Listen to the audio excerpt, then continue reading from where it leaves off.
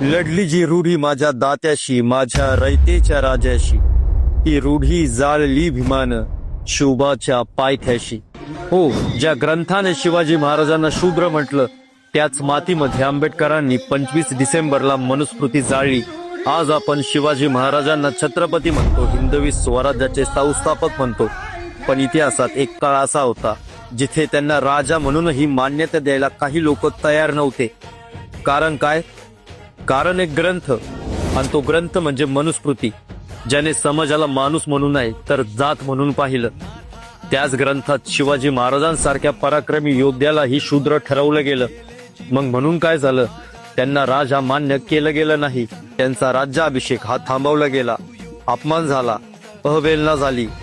ते क्षत्रिय नाही, ते योग्य नाही, अशा शब्दांनी स्वराज्याच्या राजाला जातीय चौकटीत अडवण्याचा प्रयत्न झाला. पण शिवाजी महाराज कोणाच्या प्रमाणपत्रावर राजा नव्हते. ते तलवारीने, कर्तृत्वाने आणि लोकांच्या मनात राजा झाले होते. राज्याभिषेक झाला, स्वराज्य उभं राहिलं, पण तो अपमान, तो अन्याय इतिहासाच्या मातीमध्ये दडलेला होता.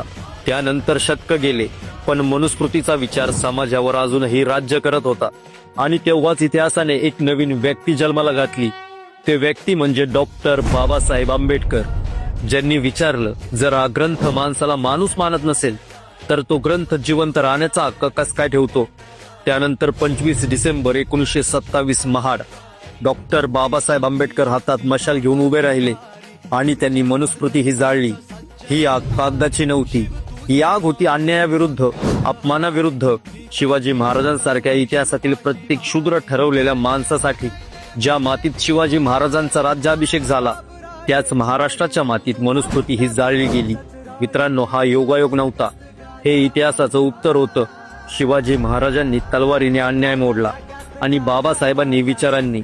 म्हणूनच शिवाजी महाराज आणि डॉक्टर बाबासाहेब आंबेडकर हे दोन वेगळे इतिहास नाहीत.